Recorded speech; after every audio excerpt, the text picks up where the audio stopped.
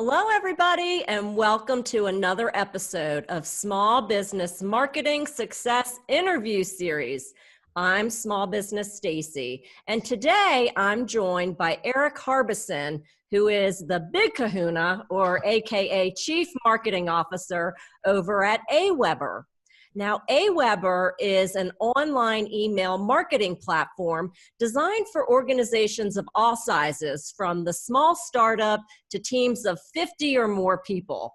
So I think you're really going to like what we talk about today. We're going to be focusing on two different topics. One is debunking all of those email myths that you've probably heard before. And two is we've got a special award to talk about. Who wants to win $20,000? Well, Eric's going to share with you the Small Business Big Impact Award. Hi, I'm Small Business Stacey. I'm Digital Dave. Where marketing meets technology. So welcome to the show, Eric. Thanks, Stacey. Thanks for having me. Glad to be here. Absolutely. Now, you sent me your bio, but bios are a big B, boring. Right. So take a few minutes. Tell us about yourself, your story, and how you became the big CMO at Aweber. Sure. I mean, I got started in advertising marketing when I was, I can remember back age 8, 9, 10, when I would just draw ads on paper during church to make my brothers, laugh and bust up just to disrupt things. And that kind of stuck with me as something I wanted to do over time. And then when I got to college, I actually went to school for advertising because it was something I knew I wanted to follow and do. And started my career in agencies, worked for a lot of traditional agencies, digital marketing agencies. And that kind of opened my eyes to, different ways to connect with audiences. And I started back when it was pre-internet. And when the internet came out, it completely, solved that need for me of like finding something new and interesting to learn more about. And that led me down the path of SEO, paid search, social media, e-commerce. So I've been fortunate enough to touch all those different pieces of the marketing puzzle. And I gave myself a goal about 10, 15 years ago that at some point I wanted to be head of a marketing team at a business. Having worked at agencies for so many times, I thought it'd be nice to be on the other side of the fence. And I was fortunate enough 5 years ago to find the opportunity here to join Aweber, to help their marketing team grow a team and start identifying ways to help them increase brand awareness, increase customer growth, increase retention, all those key metrics for a software. It's been just a great education for me in the last 5 years. And, it just, again, aligns with what I wanted to do since I was, young to all the way to now. Just very fortunate to have been in the marketing experience for this many years.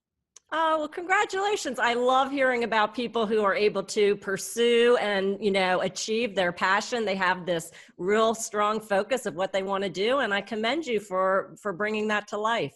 Thank you. So now we know a little bit about the professional you. Yeah. I think our audience wants to know a little bit more about the personal you. Okay. So I have some fun questions. Obviously, no right or wrong answer. Fire away.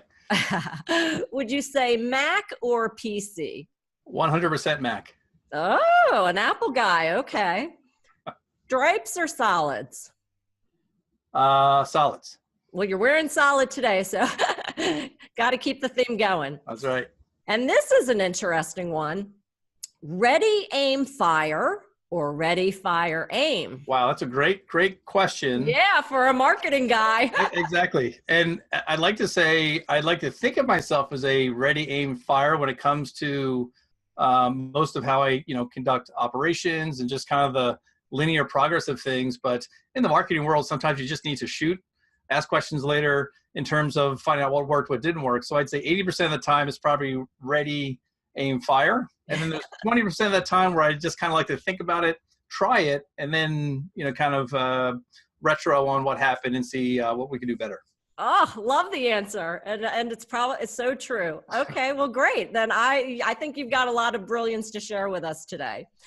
So we're going to be talking about email marketing. Mm-hmm. And, small business owners love to use email marketing. I think, those that I talk to, maybe for the wrong reasons, which is usually because, well, email's free, right? So I'm Yeah. just going to lambast out a bunch of emails. So what do you see that when it comes to email, what are small business owners, what is their approach to it? And is it the right one or not?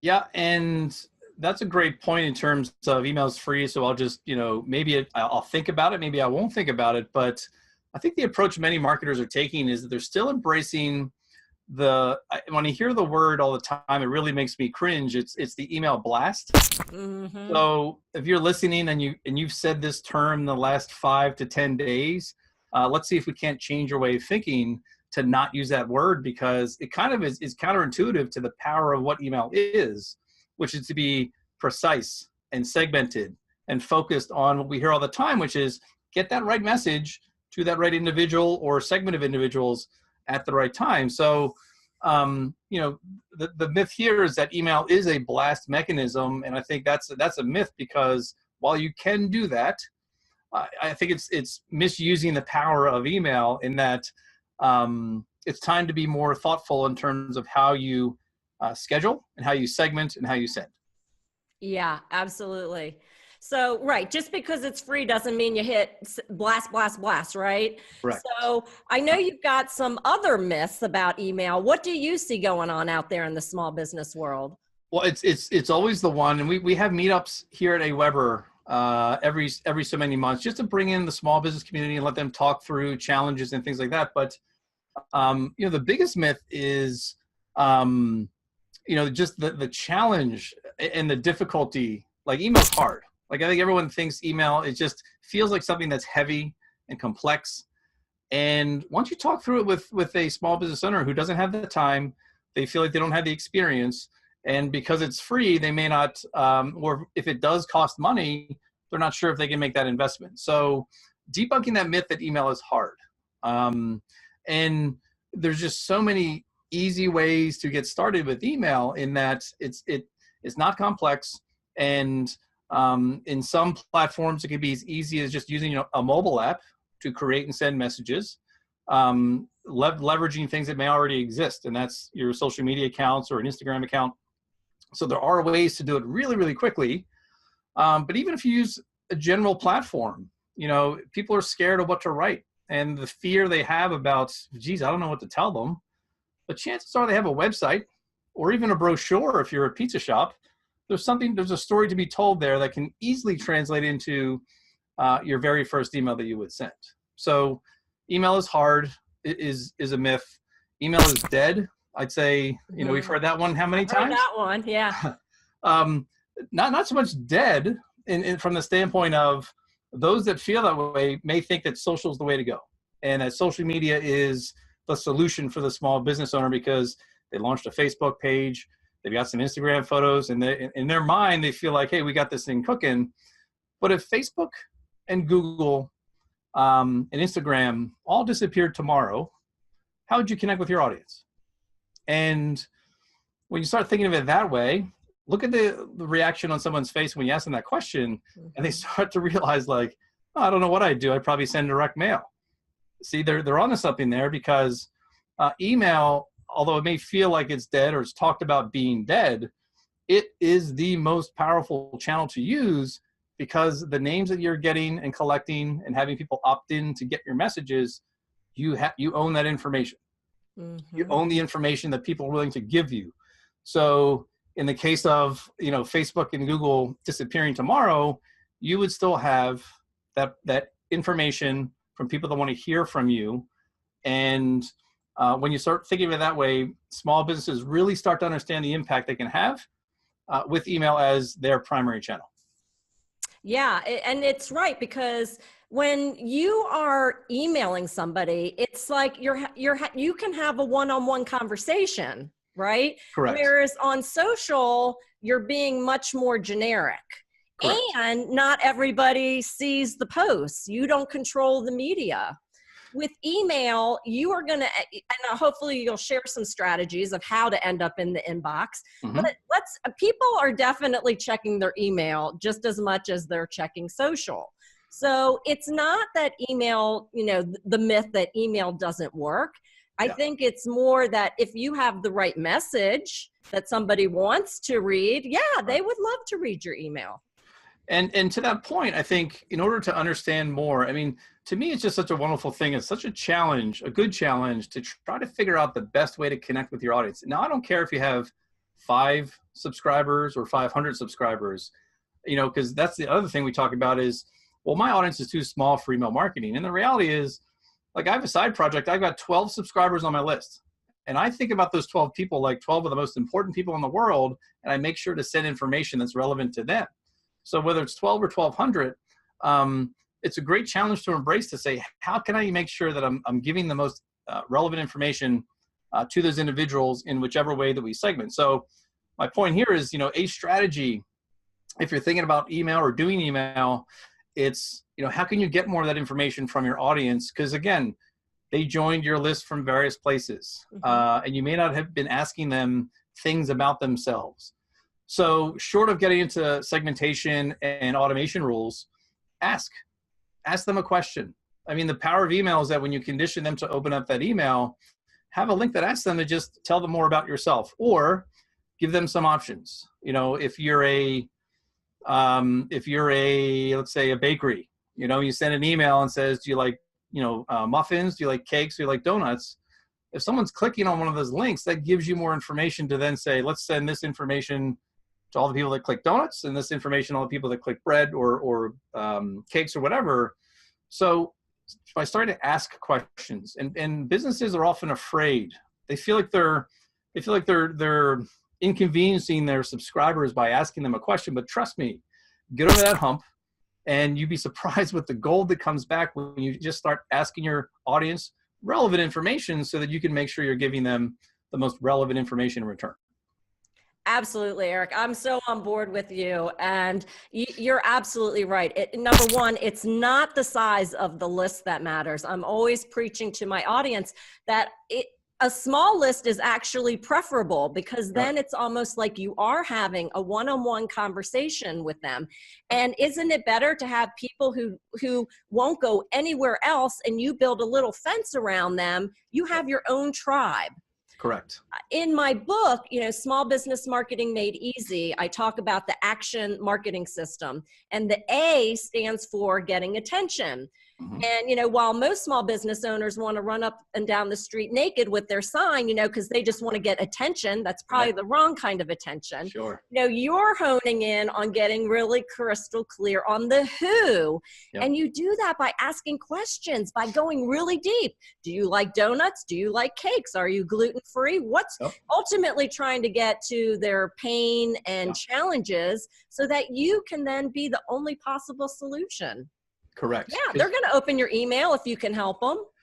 Exactly. And I think you're touching on another critical thing there, which is around conditioning your audience to expect goodness from your emails. Because I think on average, we get about, I think there's a stat about 150 to 200 emails a day in your inbox. Okay. That's, when's the last time you sat and went through 150 anything in one sitting or one day? So how do you cut through all that clutter? Your point about attention is, well, if I'm always getting good things from Stacey, well, then no matter where I am, if I'm kind of in transit or in commuting or at work, and I see that email come from Stacey, I know that there's something good in there. So I'm automatically forgetting about these, other 149 other emails, and I'm going right for her email, because I've been conditioned with value that's coming from the sender.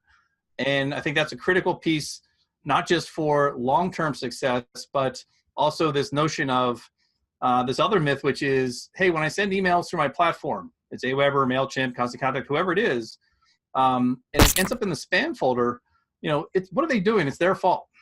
And that's a myth, because I guess I'm representing kind of the association of all email platforms, but the email platform you use to send your emails is not the only reason your message may end up in the spam folder or promotion tab.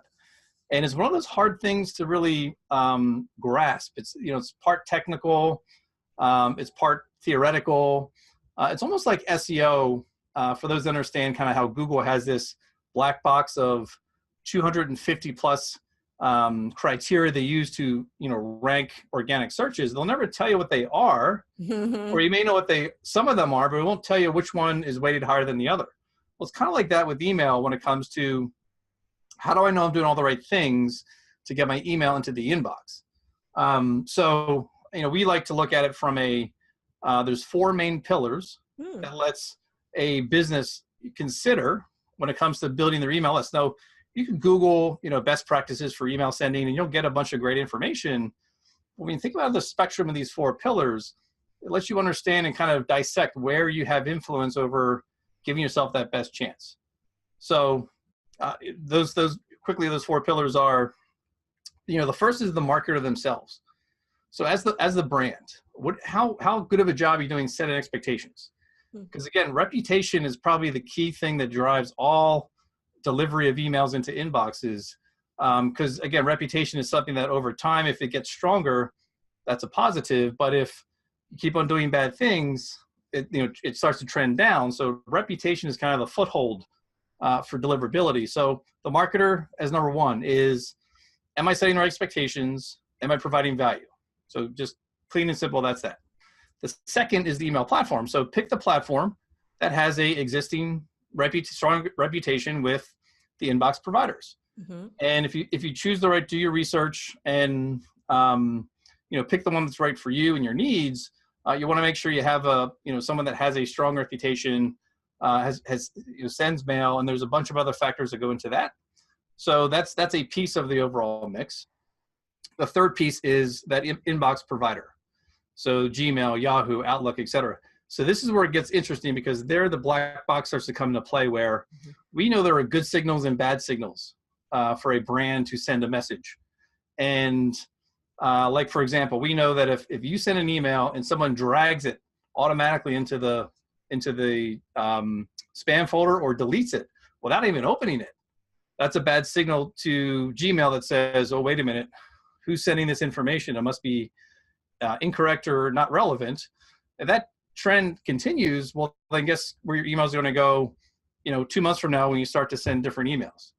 So that's a bad signal. No, a good signal would be if it delivers into the promotions tab and I, as the receiver, drag it into the primary inbox. So that's a signal, that's an action that's helping to increase that reputation.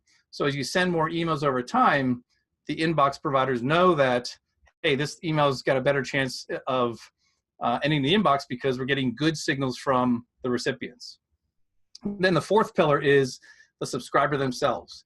Now, in some ways you can control how they react and act, but in most cases, subscribers are subscribers and they're humans and they will make their own choices. But going back to the first part is like, how do you set the expectation with the subscribers so they know to pull your email into the inbox? Are you telling them to do that? And are you conditioning them, like we talked about earlier, to look for your emails? And think about, this is in the linear path of an email. Well, what are you telling them in social? And what are you telling them in paid search? And how are you telling them about these great deals that exist through your email list that you can only find in the inbox?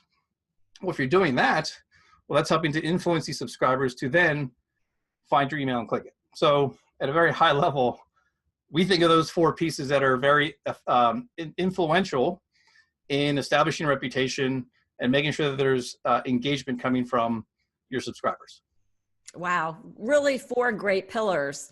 Now, I'm sure in your work with Aweber, you guys stay on top of the trends and what's happening in email and how to make it better for everybody. So are there things that people should and or shouldn't do? Like a subject line is obviously really important. It's the first thing somebody's going to see. Do you have some tips or strategies how to, one, help it get into the inbox? Because I think certain things make it go to the promotions tab. Yep. And what could a small business owner put that is enticing to get it open? So it's such a great topic to talk about, because I love the fact that there's no 4 answers. Yeah, I know, right? It's because it really depends on your business and what you're doing to condition your subscribers. But there are some stop words that are really not your friend when it comes to wanting to get into the inbox. So free, a series of exclamation points. Just think about that. It's like one of those things that you see I mean, if you want to know what not to put in the subject line, go to your spam folder and see what's in there from, maybe there's some emails in there from people that you do want, but there's definitely those emails that you do not want. Well, what are they putting there? Clearly they're using like the number 3 as an E, so they're doing things like that. Obviously, we're not saying you're going to use that for your business, but you get a sense for what sorts of things in the subject line people are trying to push through as legitimate. So you just want to, if it feels like it's, too spammy, or if it feels like it's erring on the side of trying to be deceitful, stay away. Now, on the flip side, I would say, any brand that has asked me this question, I always tell them, like, just try all lowercase. Try all lowercase letters from the standpoint of, look at your last 10 email sends. What trends do you see there? And chances are people use punctuation. Like if you're a bank, maybe not. But if you're an informational marketer, if you're someone who has information you want to share with your audience, that's a way to cut through that clutter in the inbox, because that would be something that a friend would send. And I think it was the President Obama campaign way back when, he sent an email that just had the subject line, "Hey," H-E-Y, and that's it. Yep. Now, obviously, the context of that's a little bit different, but if you're sending emails every week, every month, and you're talking about, check out this information, hey, did you know this, the top 3 things, well, what if the next email that you sent was like, are you there, ? And it's lowercase. Now, is that going to be seen as spam? And that's the thing, is like, there's no updated list that says don't use these words.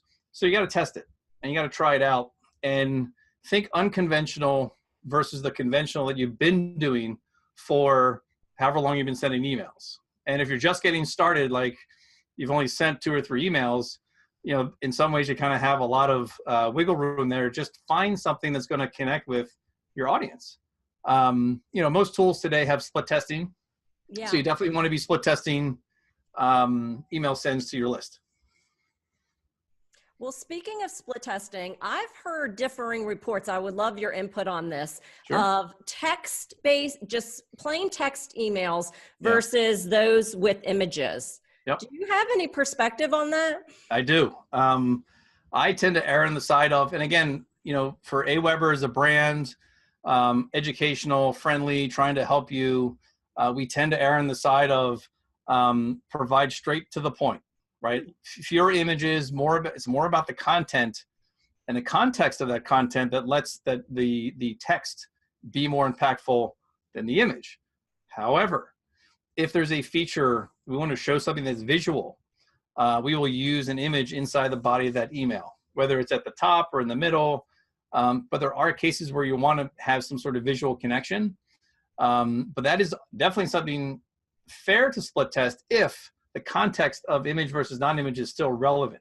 So an example of that could be if you're introducing your subscribers to your team and just giving kind of an about us. Well, here's one email that just kind of gives some very fun, 1 or 2 sentence fragments of just kind of how fun it is and how great your team is at helping customers. And then the next email would just be the same copy with a picture of the team. Right. And chances are you may see higher click-through rates because of the personal connection of seeing faces. That's just one example of types of images to test. But I tend to think that if you're, again, think of that inbox, short, succinct text, getting to the point, having calls to action that are hyperlinked is something that's worked well for us. Yeah, I think I agree with you. And the reality is so many people nowadays are checking email on their phones. So by having, lots of images and a really long email, it can create a bad experience for the user. Right. But if you're a product company and you've got shirts, shoes, pants, and you want to feature that, well, by all means, you want to feature those images inside of your emails, making sure you're following the best practices of having alt text on those images. So if images don't show, what are people staring at? So they know it's a shirt versus a pants, as opposed to image.png. Like that doesn't tell me anything. If I open your email, images are suppressed. Alt text will help people know what it is that's behind that image. But even when it comes to products, that's where video becomes interesting. Yeah. And it isn't the video playing in the email as much as it is teasing the video itself with a thumbnail, so people know that they expect that after they click, they're going to get something that's a little bit more engaging. So that's something I would recommend testing when it comes, if you have product or product lines, or if it's an introduction video. Again, back to that A/B test, all text with a link or text with a picture of yourself saying, kind of doing one of these, click that image to go to the video of watching a personal welcome message. Yep. Well, you're absolutely right. I mean, the marketer's answer is always test, test, right? There's not one size fits all. But Correct. You provided so many great tips today, from the subject line to getting in the email box to how to structure your email and the content, and even honing in on your perfect who, to deliver, like you said, the right message to the right person at the right time. Yep. So I could sit on here all day chatting about Same email because, it's a topic I'm passionate about. But I know our listeners, they heard that $20,000 that I mentioned at the beginning of the call. So let's talk about that. I understand that Aweber is running an award. Can you talk a little bit about that? Absolutely. And this is something that the team, we kind of brainstormed on how can we offer and give something back to the small business community, because Aweber is a business. We've been around 20 years this year. So 20 years ago we got started, and for 20 years we've been helping over 1 million businesses, small businesses, succeed in getting into the inboxes. And we thought, how can we give back?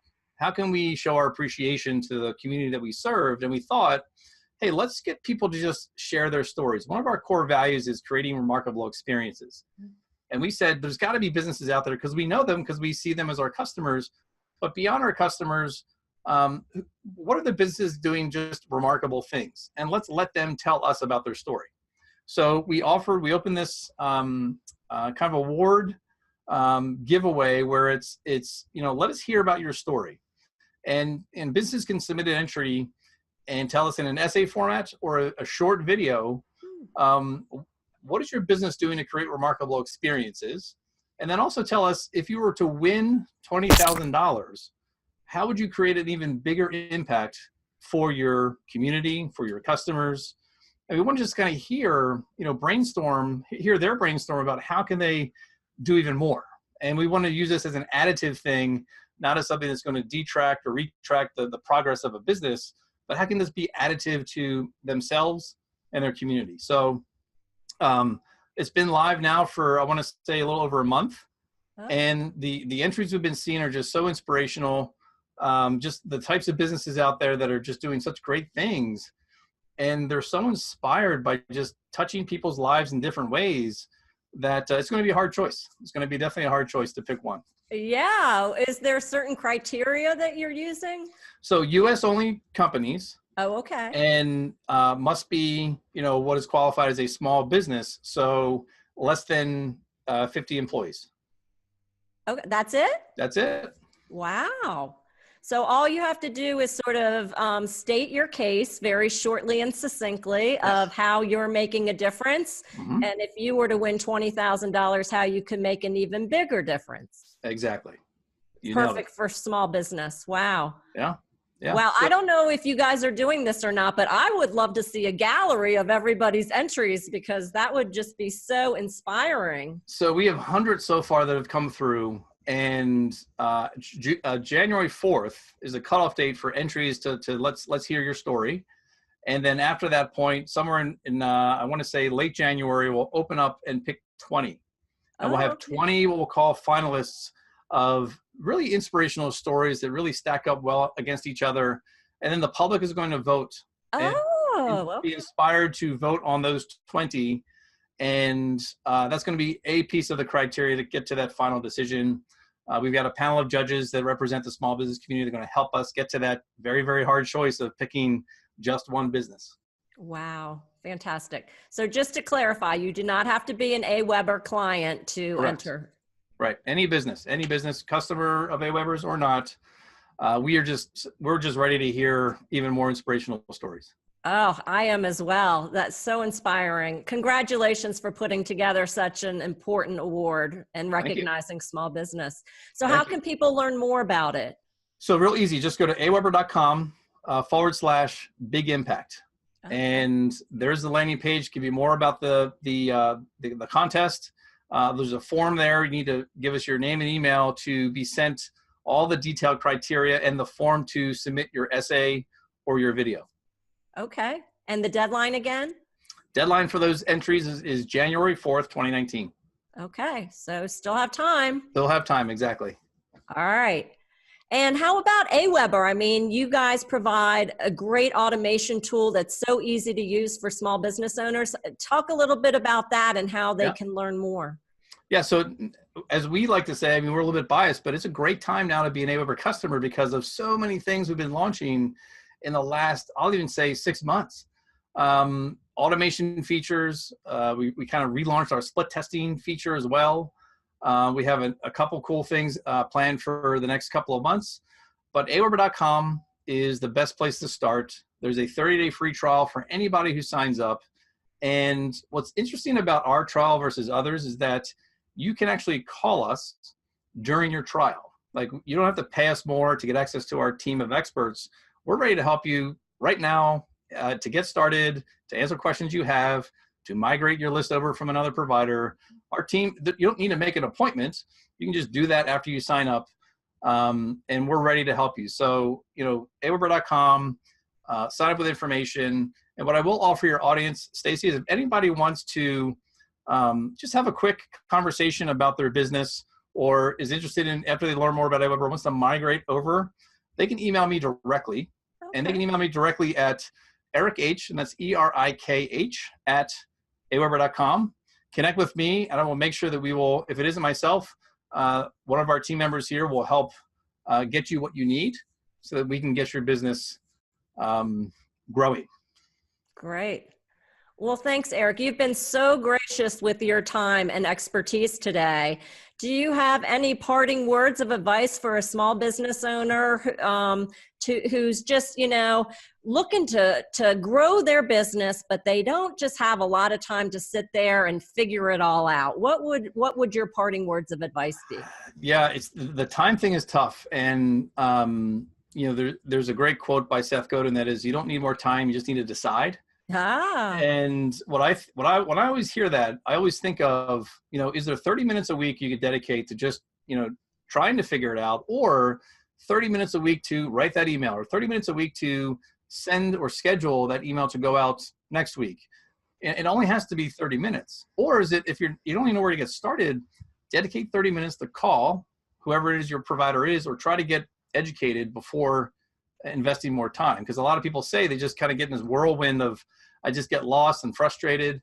But if you chunk it out to just commit yourself to just 30 minutes, set a timer, do the things you need to do in those 30 minutes. And if you get it done, great. If you don't, well, set another 30 minutes, whenever that is, because schedules are crazy and everyone needs more time. But if you just maximize a piece of time, that can help you get over that hump.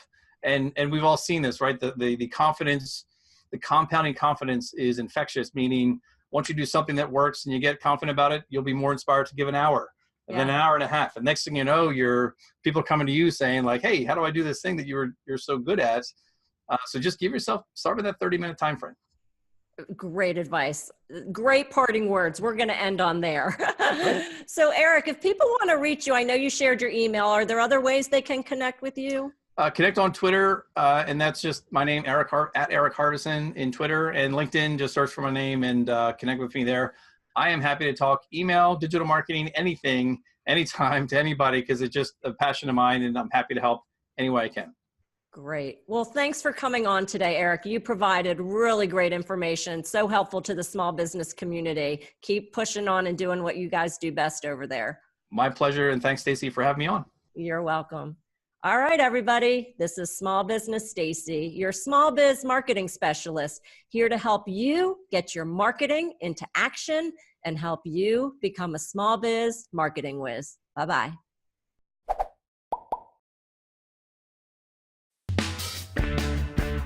This podcast was brought to you by Small Business Stacey, the small biz marketing specialist. Want to grow your business more in the next 30 days than you have in the past 3 months? Get your free marketing plan at smallbizmarketingspecialist.com. That's small, B-I-Z, marketingspecialist.com.